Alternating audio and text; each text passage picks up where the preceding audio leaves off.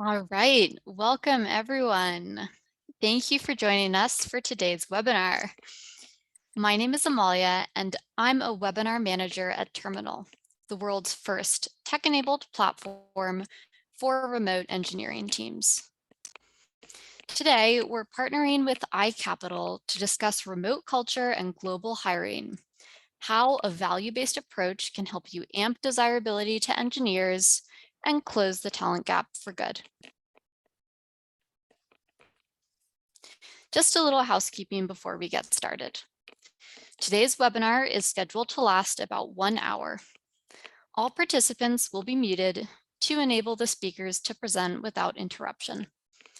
If you have any questions during the presentation, please type them into the question box in your Zoom control panel.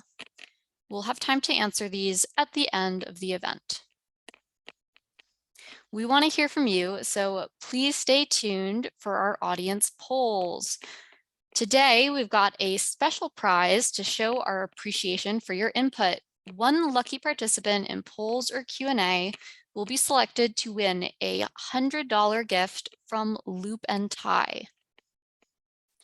Lastly, this webinar is being recorded and we'll email you a link within 24 hours of the event. Moving on to our agenda. Today's webinar will start out with a quick introduction to Terminal and iCapital. Next, we'll discuss today's tech hiring challenge and why remote practices are so important to your team's growth. We'll then sit down with the amazing Chris Piazza, CTO of iCapital, to hear how he scaled and continues to scale his engineering team up to the company's recent $6 billion valuation. He'll share why he considers global hiring so essential, how your remote approach to remote culture can make or break hiring efforts, and what steps leaders can take to get it right. Lastly, we'll have some time at the end for Q&A. Now, without further ado, I'll turn the time over to our speakers. A little bit about our presenters today. Chris is Chief Technology Officer at iCapital, where he manages all software development and technology. He is also a member of the company's operating committee. He's got over 20 years of technology experience, having most recently served as CTO for PinchMe.com. Prior to PinchMe, he was the 5th employee and CTO of OneWire, where he built the product and technology teams and produced the first ever online recruiting solution focused on the financial services market. Dylan is Terminal's co-founder and chief strategy officer. He formulated the idea for Terminal at Eventbrite, where he spent 7 years building teams that spanned sales, strategy, and product, including an engineering team of over 100 in Mendoza, Argentina. Dylan, I'll let you take it from here and dive into our presentation. Awesome. Thank you so much, Amalia. Chris, pleasure to be with you. Thank you so much for joining me today. Before we kick into the conversation, which I'm very much looking forward to, let's start with a little overview just on Terminal and iCapital to set the stage. So a little bit about Terminal, if you're unfamiliar. We are the only full stack solution to build global engineering teams. And having gone through the process of scaling engineering teams at my past company, I realized how incredibly challenging, distracting, cost intensive the process of building, scaling, managing global engineering teams. So we built Terminal really to solve this problem for ourselves. Our platform is an end-to-end solution, a vertical solution that takes care of everything from recruiting and assessing talent from across global markets, including Canada, Mexico, Colombia, Chile, and now Poland. We have a workflow tool that assists with the hiring process to save both hiring managers and engineers time during that process. We help onboard, make sure that engineers, regardless of where they're located, are set up for everything that they need to be a successful employee. And finally, taking care of a lot of the complexity around managing these employees, from local labor laws to making sure people get paid and have the appropriate benefits. We were launched in October of 2017. We're grateful to have some fantastic backers along the journey with us. To date, we've hired over 1,000 engineers for clients such as Nextdoor, Gusto, Chime, Keep Truckin', Hims and Hers, and of course, iCapital. And we're a remote first company. So we've got teams that span North America, South America, and now Europe. Little introduction about iCapital too, to set the stage for Chris. So iCapital is the leading global fintech company powering the world's alternative investment marketplace. It has transformed the way that wealth management, banking, asset management industries facilitate access to private market investment for high net worth clients by providing an intuitive end-to-end technology and services solution. As of March 31st, iCapital has services more than $122 billion in client assets, of which $29 billion are from international investors across more than 985 funds. They employ now more than 750 people globally, and iCapital is headquartered in New York City with worldwide offices including Zurich, Lisbon, Hong Kong, Singapore, and Toronto. And in case you missed it from Amalia at the beginning, iCapital was recently valued at over $6 billion. So just an incredible behemoth and an incredible story, and very much looking forward to hearing more from Chris. Before we transition to our conversation, I want to set a little bit of the context for the conversation today, really talking about today's tech talent market and the competitive and highly remote nature that we find ourselves in today. The talent shortage continues to threaten a lot of US tech companies. And when you think about the supply and demand, there are 3 open positions for every 1 full stack engineer in the US today.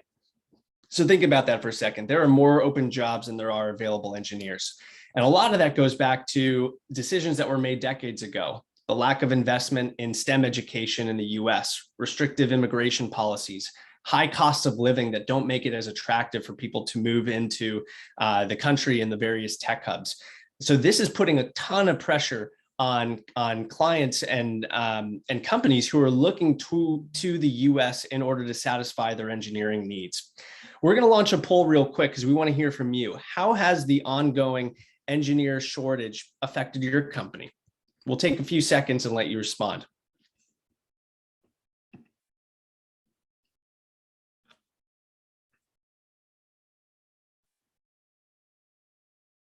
And remember, there's a great prize for participation here.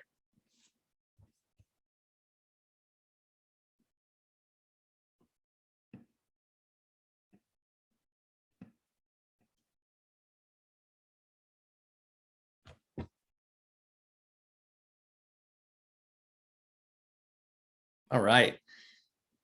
Let's see, actually pretty even across the board. Only 7% says it hasn't affected your company. That is great for those companies, but I think as we can see, there is a lot of challenge around the talent shortage, whether it's jobs staying open for too much time, you can't build and release product because you don't have the engineering capacity to do that, and budgets getting stretched. So not a clear winner, but kind of across the board seems like many different challenges faced by the engineering shortage. As we move on, one of the top things that tech leaders are reporting is that the labor shortage is a top business concern and that improving the hiring pipeline at their organization is a top priority. And as you can tell with the supply and demand imbalance in the US, one of the topics we'll be talking about is the opportunity to go outside the US, where you actually find much better supply and demand balances that enable you to have almost an access arbitrage to talent in those markets relative to the US. One of the next pieces of context that we'll set is that to recruit and retain talent, it is critical to have remote first practices right. So prior to the pandemic, we reported that around 30% of engineers were working remotely. Today, 97%, nearly all developers currently work either in a remote or hybrid remote environment. So making sure that you have the practices to support those employees, whether it be their actual setup of how they conduct the work, or the tools, or the right process to engage them, make them feel a part of the culture, and provide career development opportunities. As we move on to the final slide of the context, companies with ineffective remote work culture are losing talent to competition. So it's crazy that almost 70% of engineers have already changed jobs for remote positions elsewhere.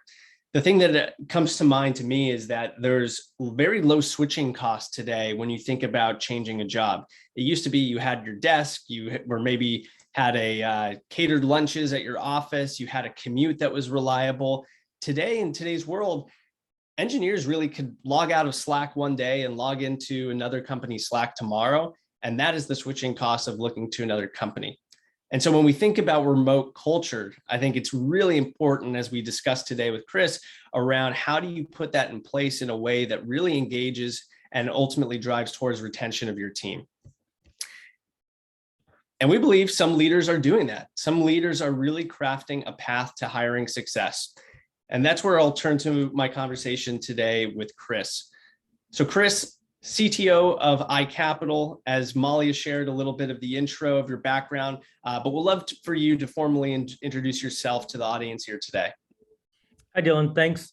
Yep, I'm Chris Piazza, CTO at iCapital. I've been with iCapital for over 8 years now. Joined pretty early on. The company was actually fewer than 10 people when I started. And it's been a great experience growing the team and the company, and I look forward to the conversation. Awesome. Let's dive right in. So as we know, in the face of the US shortages, global remote talent is becoming a key for many different companies to not just fight the war for talent, but maybe avoid it altogether by going into some of these global markets that are less tapped or have excess supply of talent relative to what we shared in the US. For example, in the US, there are 3 open jobs for every 1 engineer. We know that in a country very close to us like Mexico, there are actually 40 engineers for every 1 open job. So that ratio is completely inverted. So before I dive into my question, we have one more poll that we want to ask the audience, which is, which international markets are you looking to hire in today? And we'll let this run for a couple seconds, and then we'll dive into some of our questions for you, Chris.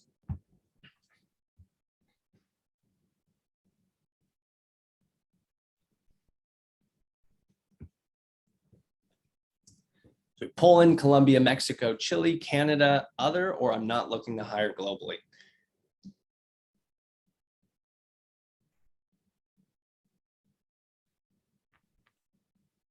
Results are in. Interesting. Okay, so about half the audience is looking at Canada. Looks like Mexico is the second runner-up, and then about a tie between Colombia, Chile, and others. And about 13% not looking to hire globally. So interesting context. I mean, majority of folks are looking at international markets, which I think sets up our first question for you, Chris, which is maybe you can share a little bit about what the engineering team looks like today at iCapital and what made you start to consider hiring talent outside the US. Sure. So our group right now is probably, call it 130 or so software engineers. The majority of which are in Portugal. And the majority of those are in Lisbon, which is in fact where I am today. I'm visiting the team this week, arrived yesterday. So we probably got about 80 software engineers in Portugal, again, mostly in Lisbon. We then have another 20 or so in the US, largely on the East Coast.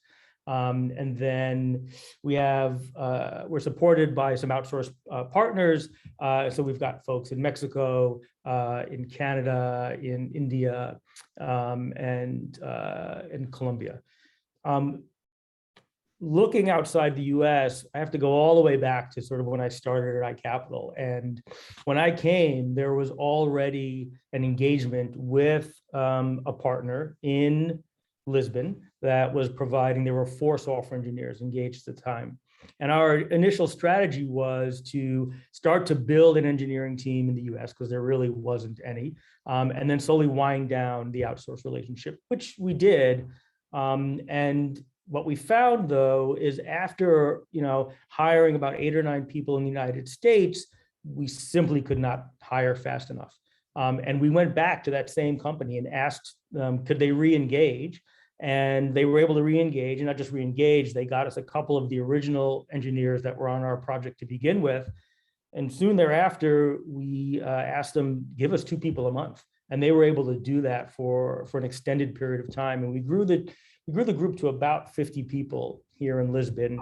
And we actually ended up acquiring that part of the company and made them all employees. And when you look at the US market, maybe compared to Lisbon, did you notice a big difference in just the competitive nature in the skill sets?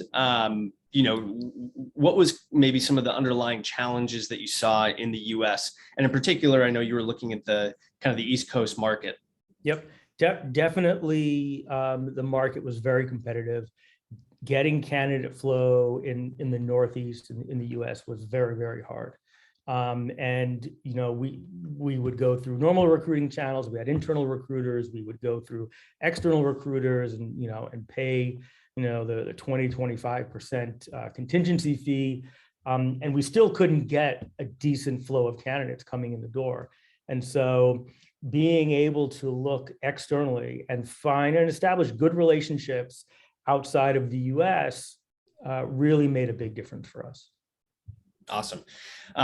Let's keep going in the conversation today. So our next section, how can companies overcome today's talent gap?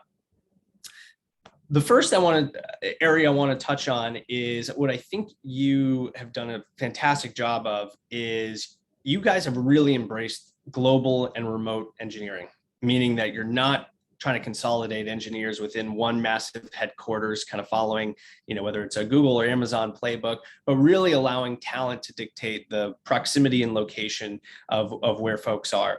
So maybe you could talk a little bit about what your approach is to building an inclusive culture with remote employees and the remote first approach you take with your engineering team.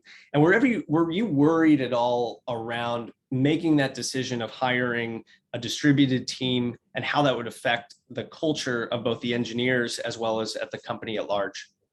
Yeah, so the answer to that last question is yes. And that's the big challenge, because if you have a very distributed team and everybody's remote, what you alluded to earlier is the initial potential problem is there's no barrier to somebody leaving. The next interesting job offer that comes along that's paying the person a little bit more, as you said, all they have to do is log out of one Slack client and into another, and they're off and going. So what you have to do is give them a reason to stay. And so we looked at that in a few different ways. The first is you have to treat them as part of the team. You can't build distributed teams that are isolated from the rest of the company, because then they just don't feel connected. And you have to treat them as a part of the engineering team, as if they were an employee, whether they are or not. And one thing that we really try to do is, that whole group of software engineers breaks out across several different teams that work on our platform. We really work hard to make sure that each of those teams has members from each of our geographies. So we're kind of forcing those teams to use the tools, communication tools, to bring everybody together so everybody feels included. We don't differentiate in terms of responsibility. And so whether you're in the US or you're in Lisbon or you're in Mexico, if you're a strong qualified software engineer, you're going to get as much responsibility as anybody else. And you participate in the process just like anybody else. Your voice is just as respected and just as heard. The other thing we really try to do is try to establish some level of personal relationship. I think those are the real barriers where people think twice about leaving, because it's not just a job, it's part of their life.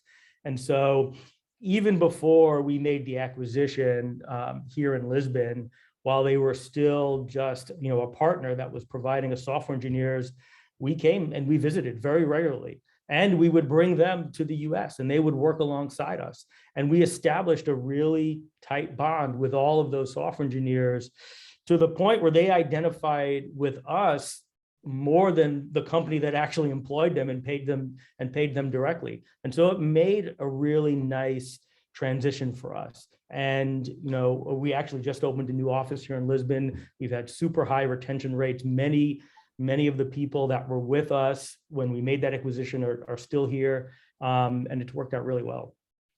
That's fantastic. And one of the things you mentioned, I just want to maybe double click on. I tend to see a pattern as companies are going from being US centric to having global teams of saying, hey, look, if I'm building a team in Latin America, that is going to be a team and we're going to give them one project. But your kind of cross-pollination, I've seen actually be a real strength, because if, let's say, the Latin American team runs into some technical challenges, you don't want the perception from the company to be, oh, that team is slow at delivering this. But actually, the cross-pollination forces everyone to be on the same playing field. It also encourages that kind of cultural osmosis of working collaboratively, whether you're in the US or whether you're in another market. So you're not designating people by their location, which I think is kind of the goal of remote and distributed. Can you speak a little more on that?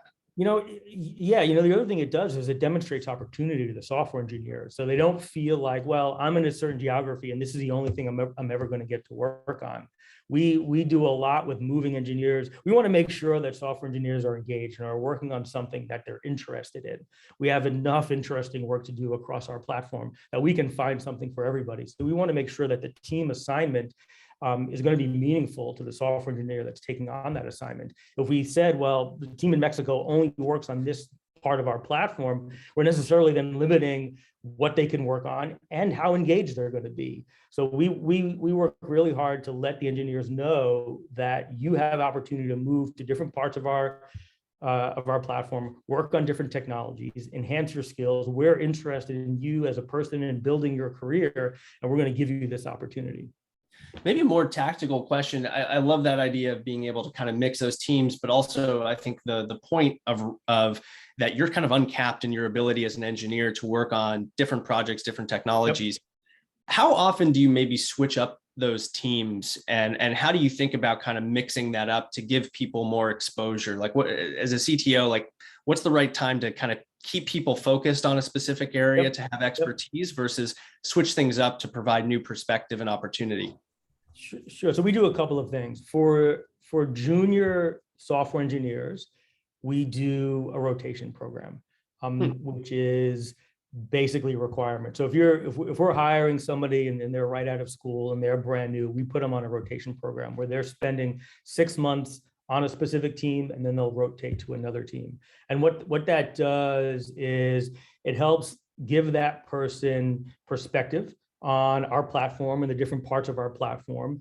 And eventually they're going to figure out what they like most, because they're coming to us without a ton of technology experience. And so they need some time to figure out what they're most interested in. Is it machine learning? Is it data? Is it front end? It could be anything, right? So we give them that opportunity by putting them through a rotation program. We then make the rotation program optional for folks who have, call it 1 to 3 years of experience. So if they want to do that rotation so they can learn a little bit more about the platform and get some more exposure, they can do that. For the more senior folks, and you're right, there's a balance here because you don't want to be switching people too often, because there's value in that continuity. You learn that part of the platform. When something comes up, you know where to go to address it. Features get built faster. We do look for a little bit of a longer stay, but we don't limit anyone either. So if somebody raises their hand and says, I'd be interested in trying something else out, we say, okay, let's figure that out for you. And let's talk about what might make sense. And we'll work out a transition plan. You've been working here for a year or two, this part of the platform. Let's figure out how to transition you out because you're a key member now in this area. We're not going to say you can't leave, but let's just figure out how we transition the knowledge and do it in a sort of cohesive way. Awesome. I appreciate the detail and more for the tactical level there. Yep. Let's move over to the next slide here.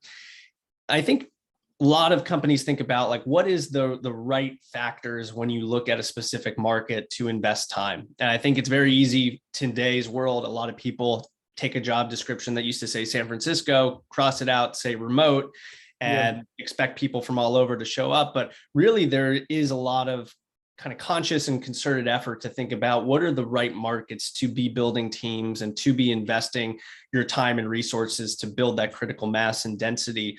Maybe you could talk about this in light of Portugal or some of the other markets. But how did you think about things around time zone alignment or specific talent pools that have certain skill sets? Language and communication, were those considerations? And maybe there's reasons that you're not very deep in India or in Southeast Asia, for example. 100%. Time zone alignment is important. We've got a few people in India, and it's tough. They're good software engineers, but it's difficult. And especially when you're working really hard to have these sort of, cross geography teams that are working together, if you have too much sort of spread there, from a time zone standpoint, it becomes really, really hard, and it becomes easy for those resources to feel isolated, and then you're going to end up with more churn in that part of the world.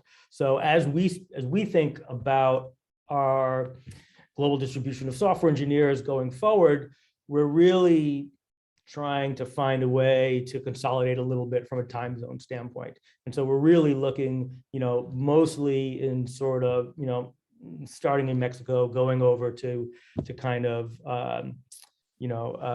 Western Europe, right? Obviously talent quality and availability, and can you start to get, a collection of people in one geography is important to us. As we did in Lisbon, it led to us opening an office here. And so once you can establish a body of people, as a company, we're expanding internationally. And so we look at these as opportunities on where maybe the next iCapital office can end up opening up. Price is a consideration. It's part of it. It's not the only factor, though. And if that's the only driving factor, you're probably not going to end up with a good strategy.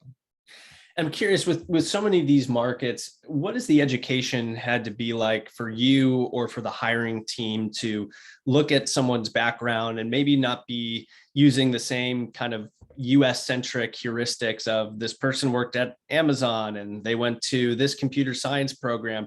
Has that been a learning curve, or have you adjusted your interview process to make sure you're assessing kind of skill and potential versus having that inherent bias that might exist when you're looking at familiar talent from familiar pools? Yeah, I'd say we always sort of approach hiring from that perspective, which is, we want good engineers. We want people that can solve problems. At the end of the day, that's what software engineering is. And so when we look at resumes, we're less concerned with, did they work at Amazon or Google? Well, that may be interesting. We're not putting those people necessarily to the top of the pile. We're looking for people that did the work in, any industry where it shows that, they were able to sort of commit some thought and deliver on a good product. And then when we interview them, we're trying to see, can they solve problems, right? Like, how do they think? We really go after what's their process, because we work super collaboratively. We definitely believe in an egoless kind of software development environment. Given technology, there's 1,000 different ways to do something. There's a lot of conversation that happens here around a solution. So we want to see how people think about a solution. Can they receive feedback and adjust if they need to? And that's the way we've always approached it. So it's worked well for us as we've expanded globally. Awesome. Let's transition to the next slide, really thinking about kind of the core values that you think about for your team. And one topic in particular, given your breadth of experience with maybe different types of models for engaging talent outside the US. And one of the big questions that we always get is, companies are in desperate need to hire. They need to scale engineering capacity. It's a huge bottleneck to growth. And there's kind of two paths. One is actually building your team with full-time committed missionary engineers. The other is being able to actually take engineers that are already assembled through maybe a contractor or dev shop or a contractor marketplace. That obviously has something where an engineer has a rate card attached to it, and there's an intermediary. And maybe you can talk me through a little bit of the pros and cons as you think about the right approach for companies, knowing that there's this tension between speed and as well as the effort it takes to build a team versus taking people who might be on the bench somewhere who can kind of sub in for a project more immediately. And how do you think about those models existing today and your path that you've chosen? I've always thought about it from the standpoint of, you don't want to outsource your core and your IP and what's most important. And I think there's a differentiation between outsourcing something and using a globally distributed engineering team that you can integrate into your overall workflow. And whether they're employees or not, are you treating them like employees and they're working as if they were employees? The challenge in my mind with going with a project basis is, well, the first thing, it's sort of, it kind of leads you into a waterfall approach into developing something that people try to stay away from as much as possible these days.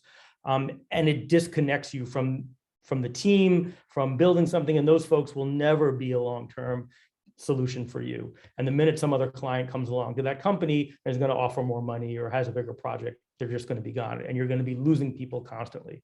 So we go after, what you're calling sort of FTE here, and it's really about engineers that we integrate directly into our process, as whether they're employees or not, and we work really hard to make them part of that team. And that gives us the speed and the delivery and the retention that we need.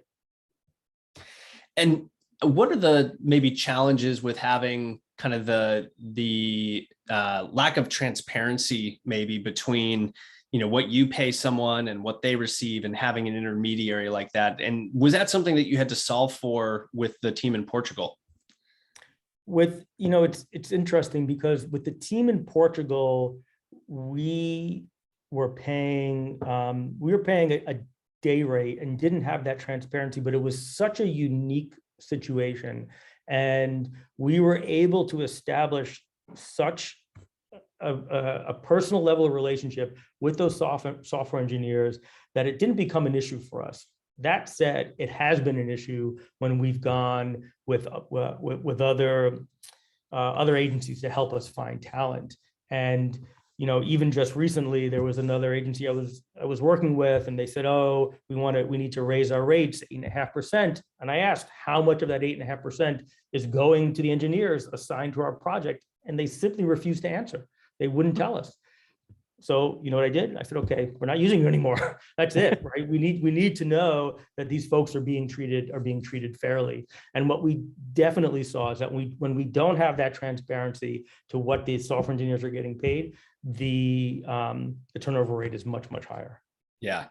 Well, I think that's been one of the, great things about adoption of remote work, but also the realization that location doesn't necessarily change the way in which you make someone feel incorporated, part of the team, and valued. And I think for a very long time in the general industry of software development, there was kind of a haves and have-nots, where if you're lucky enough to be born in the US and have access to a US job, you got the W-2, you got the benefits, you got the equity, and everyone else was a contractor paid by a rate card. And I think especially when there's an intermediary, you have that incentive to charge the client as much as possible and pay the engineer as low as possible, because that's your spread. And I think we're getting to a great place in today's world where there's more transparency and more desire for engineers to be part of the core product development, and for companies to treat everyone on equal footing. So it's been an exciting kind of transition, I think, over the last 2 years.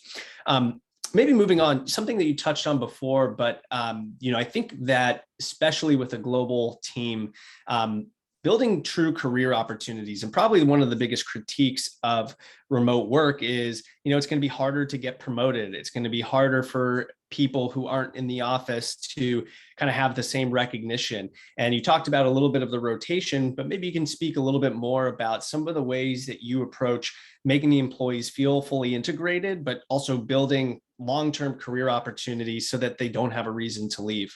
Yeah, it's sort of exactly what you just said, and what we talked about a little bit earlier, is you don't differentiate between the remote staff and the folks that are sort of working in any specific location. And that if you can do a good job of integrating those teams and retaining employees, then you can demonstrate to these folks that there is career opportunity for them. And so we've, in Lisbon, again, even before we made the acquisition and we had 40 or 50 software engineers that were employed by someone else, those engineers were working on some of the most important parts of our platform that, process huge volumes of data, that work with sensitive information, where we have to make sure it's secure and we're delivering the right information to our clients to avoid information security breaches or anything along those lines. And so it's about establishing that trust, establishing those personal relationships so you have the longevity. And once you feel confident that you're going to have a stable workforce, it's pretty easy to give them that opportunity to advance from a career standpoint.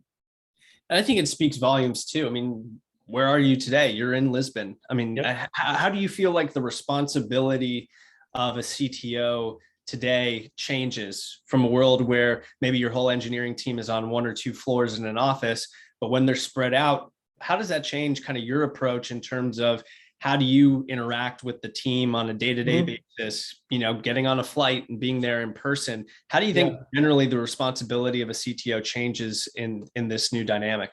I think it's important to, I say a lot, never ask somebody to do something you're not willing to do yourself. And I think you have to show, well, one, traveling and visiting people shows that you care. And you know what? I do. I love coming here. I love working alongside these folks for a week or however long I'm in town. And it's not just me. iCapital brings a number of folks. I think there are 8 or 9 people here with me from iCapital, our software engineering, infrastructure folks, our product managers. And this is about really building those bonds between people. And it doesn't matter whether, you're the CTO or you're just a software engineer. I'm here with our head of product, and one of the software engineers that came over with us has been working with iCapital for just 6 months. And so we give everyone the opportunity to come, mix, and establish those relationships. That's awesome. Let's transition to, we've got a couple more slides before we'll go into the takeaways and Q&A. So in the next slide, I think that there needs to be such strong alignment around the executive organization for your talent strategy and to commit to a global or remote strategy for hiring, for supporting engineers. It sounds like you've had that from the beginning, but maybe thinking about the audience today, I think there's sometimes tension between HR and the CTO around, what is the right model? What are the right markets? How would you kind of be an advocate, or how do you think as an executive, you should be thinking about advocating and aligning with the rest of the team around the global strategy for hiring? You have to approach it from the standpoint of demonstrating that you've done your diligence and you have a plan. And when you go to your CFO or your head of HR and you present, here's what I want to do, they're naturally going to have a number of questions. And you have to really say, well, I thought about all of those things, and this is how I'm going to handle retention. And this is how I'm going to handle the operational realities of working with these folks in multiple geographies. And if you have that plan, then I think you can pretty easily get folks on board. If you just say, well, let's try it, and I'm not really sure what's going to happen, you're going to get more resistance. And I think, the executive team is going to be a little reluctant to try to move forward, because then you're just taking chances. And that's expensive. And I don't mean just from a money standpoint, it's expensive from a time standpoint, because you are sucking up a lot of folks' time, and you want to make sure that you're doing it in a thoughtful, efficient way. And we're going to have one more poll here before we move on to the last question and takeaways. So for this poll, what role do you play in your company's hiring strategy? And we'll take a few minutes. And again, there's great loop and tie prize for participation here. We appreciate everyone playing along with us.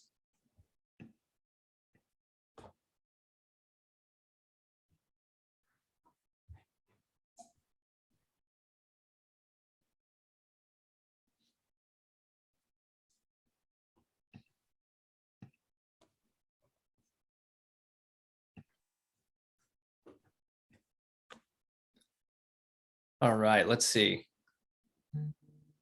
So most folks on the call are the key decision maker or approver, influence parts of the strategy, and about 17% helping with executing hiring plans.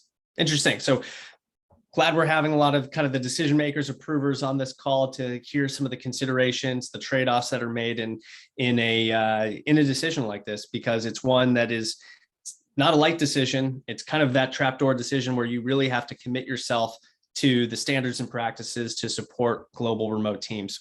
And finally, before we wrap up here, wanted to ask, how did the partnership with Terminal help you achieve your hiring objectives and create a positive experience for talent? Maybe you could think about, where do you see Terminal fitting into kind of the world of different options, and what compelled you?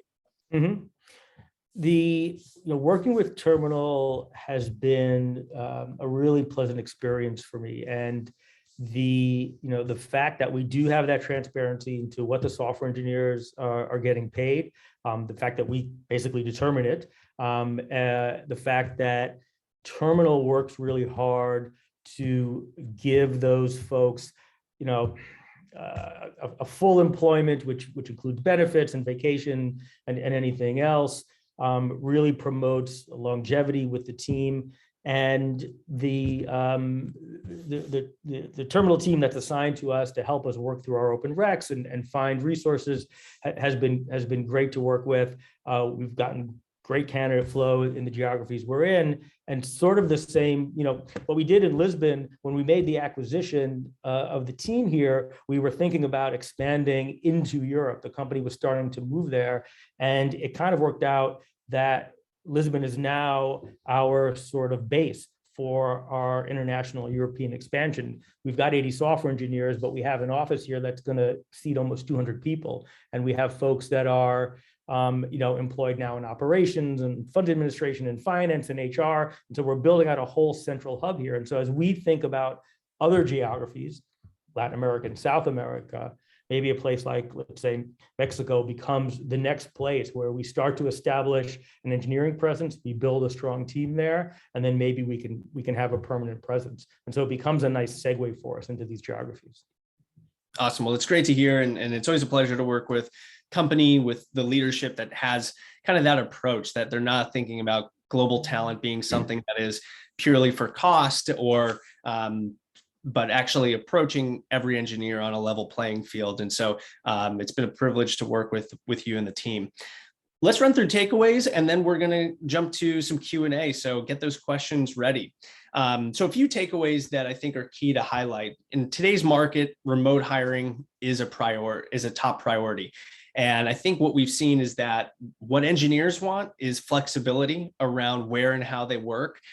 We know that businesses need to expand more aggressively into new markets because of that supply and demand imbalance. And the best organizational cultures are aligned to the values that are consistent regardless of location. And I think so long are the days where you have kind of two sets of values based on where someone is located. And I think the level playing field is really a great thing that we've seen in the industry. But I think a key for that to be successful is how do you continue to think about and manage and build process around career growth opportunities that give people a reason to stay, I think is one thing that really stuck out from what you shared, Chris. And then finally, setting up your organization. I think as we have mostly leaders and decision makers on this call today, you play such an integral part of your company's growth strategy and hiring plans, and being an advocate for the right path of global talent to put yourself in a position to have a competitive advantage where you can win the war for talent, where you can succeed to build your capacity to unlock the bottlenecks for your growth today. Chris, thank you so much. We're going to turn over to Amalia to run through some Q&A for us. All right. Thank you, Chris and Dylan. So we are going to go ahead and take some time for audience questions now. As a reminder, please be sure to type those questions into the Q&A box in your control panel from Zoom. Don't forget, participation in Q&A today boosts your chances of snagging our $100 Loop and Tie audience prize. I see a couple of questions that I can go ahead and answer if you like. Awesome. Before we do jump into questions, I'm just going to take a quick moment to preview the third and final webinar in our 2022 series, Mastering Remote. So before we do get to questions, I'm just going to go ahead and launch a poll for those of you that are interested in the opportunity to sign up. So is your company struggling with engineer turnover? If so, you're not alone. Last year brought record high resignation rates, and we know that the remote economy is only intensifying competition. With the unprecedented loss of hiring ROI, it's clear that a #1 priority for leaders today is really improving their team's ability to fight turnover. So we're inviting you to join us on May 19 to find out how fast-growing teams can work to beat attrition. From talent strategy to team building, our experts will outline a retention-based approach to hiring and management that will help support your team's growth goals over the long term. So I'm just going to keep this poll up for a few more seconds as final RSVPs roll in. All right, now we can get into questions. Yeah, Chris, go ahead. If you're seeing a couple that you're interested in answering. Sure. So there's one question: how do you track and manage competencies and skill sets of workforce across different projects? In my mind, that's really about team structure. We have, as I mentioned, several teams that the whole engineering group breaks out into, and each of those teams is going to have one or two technical leads that are very senior, that work very closely with all the other members of the engineering team to make sure that we understand where people's strengths and weaknesses are. We understand opportunities for training. We do a lot with training, giving people opportunity to learn new skills, new technologies. And as most folks have, we have a pretty thorough code review process, and so there's lots of feedback that goes into our software development lifecycle, and I think that's pretty important. So you have to have a balance, I think, on the team of senior and junior members, and part of the remit of those senior members is understand where the skills are on the more junior folks and recommend paths forward for them. And whether that's training or getting involved in other parts of the application or platform or whatever it is, but that's a strategy that's worked pretty well for us. Awesome. That's some great insight. I think we have another kind of interesting question here that's relevant to what you were saying earlier, Chris, about prioritizing time zone across your teams. So one audience viewer writes, time zone collocation makes sense, but some people in hiring positions have inherited remote teams that are not collocated by time zone, which leads to challenges with scheduling, team members being up late, etc. So do you have any advice for teams in this situation? Yeah, I think you have to think critically about whether what you've inherited is the right long-term strategy for the company or not. There are many factors, as we've been talking about, that go into building a cohesive team structure. And if you're so broadly distributed that you're causing some software engineers to stay up really late every night, or some software engineers to get up at 4 a.m. so they can work with their colleagues on the other side of the world, I think you're potentially setting yourself up for some attrition and for losing some people. And it's not something I think that's really maintainable long term. So I think about how you can consolidate that, and maybe, I don't know how big the team is or where you have folks, but maybe you can start to build some cross geography teams that are a little bit localized. And so you're not, you don't have a 12-hour time zone difference between folks that are trying to work together. But, the unfortunate reality is when you walk into a new situation, you sometimes have to evaluate the way it was set up before. And, it might not be efficient, it might not be ideal, and maybe you just have to make some changes. Yeah, I've seen that, Chris, to your last point. I've seen teams that have had kind of Eastern European folks and then tried to build critical mass between Western and Eastern Europe and potentially Middle East to create kind of an aligned time zone and kind of carve that out. And the other thing I've seen much more traditionally is offering opportunity for relocation. And I know in the US, it's incredibly challenging to get people in the market, but I've had experience with some teams that had very large presence of teams in Pakistan or other places, and offering ability to actually get people into Canada, which has a very streamlined program for skilled engineers to be able to get into the market and then be within a north and south time zone. But I think you're right that it's probably not sustainable in the long term. Kind of pick your markets where you can be successful, and then think about, are there opportunities to get people closer to those markets so that you get better kind of organization, but also you're not going to burn out your team in the process. Yep. Yeah, absolutely. So we had another question a bit earlier, and I know this wasn't something that we touched on a lot today, but Athena asked, in terms of employee benefits, what do you believe are the strongest propositions from your experience? In terms of what do you believe are the strongest propositions? Well, I think, and sort of the stat that was shown earlier, that 97% of software engineers are remote or partly remote. I think you have to offer that now. I don't think it's optional anymore. You have to offer remote first. That said, you know, I think there's value in being in office sometimes. I think that you're working, sitting next to somebody and working alongside them, you're not going to replace that interaction and that collaboration by Zoom. And so having localized teams that can come together, work with some colleagues, and again, form some personal relationships, because you want to make that decision to leave your firm about leaving friends behind, not just leaving a job and people that they've never met. You want to tie them to your organization a lot more. So I think that's key. That's absolutely key.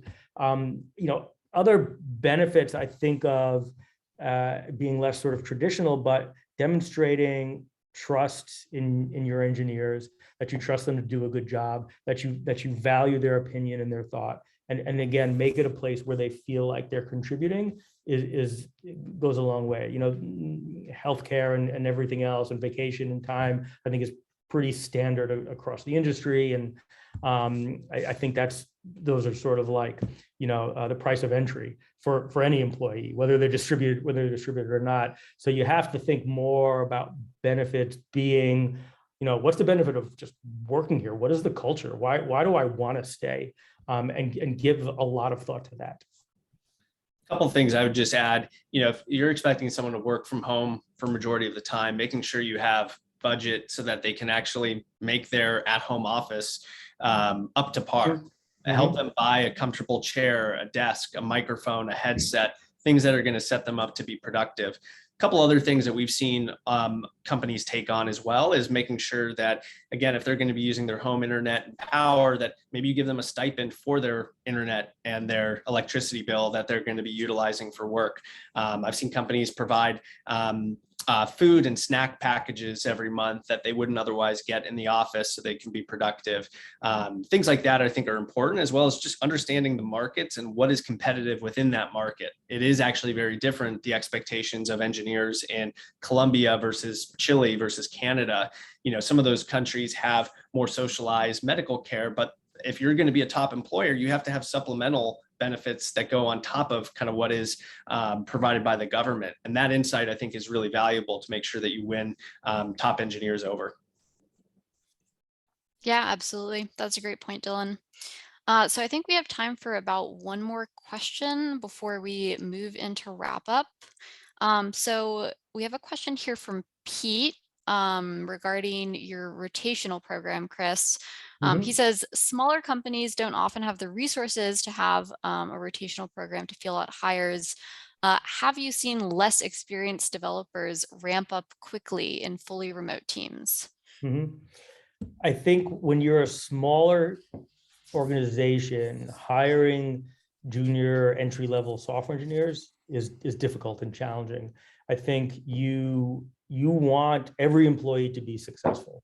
And the more junior engineers are simply going to require more time and more resources than, frankly, you may be able to provide when you're a smaller organization.